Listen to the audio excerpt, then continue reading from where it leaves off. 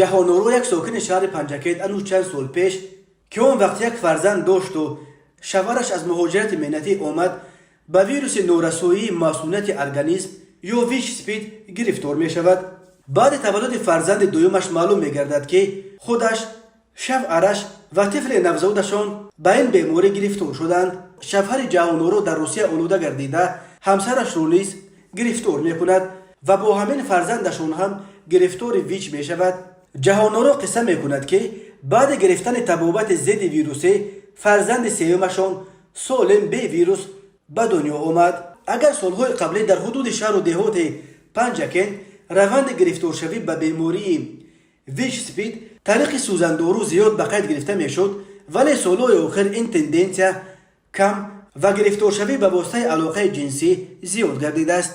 می گوید مامورات سفاروف، رهبر مرکز پیشگیری و مبارزه بر ضد ویچ سپید در شهر پنجکن: ما همه بیماران را قبول میکنیم، تشخیص و تبابت نموده مخفیت را نگاه می‌داریم.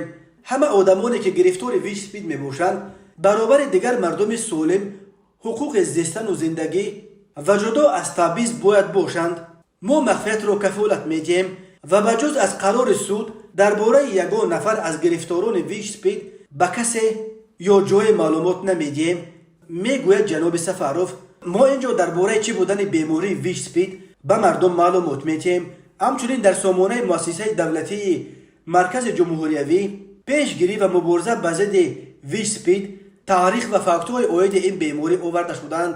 به اندیشه متخصصان ساحه در بین مردم تا حال با وجود بردن کارهای ترغیباتی سطح ناکفایه معلومات درباره راه‌های گرفتار شوی به ویچ سپید، حمایت از این ویروس، گرفتن تبابت رتروویروسی در سطح ناکفایه باقی مانده است. ما در یک اینفوگرافیک راه‌های گزارش و نگذشتن ویچ سپید را گرد آوردیم. طبیبان ویروس شناس به این نظرند که گرفتن تبابت سر وقتی میتواند اشخاص دارای ویچ سپید را سالها عمرشان را دراز نماید.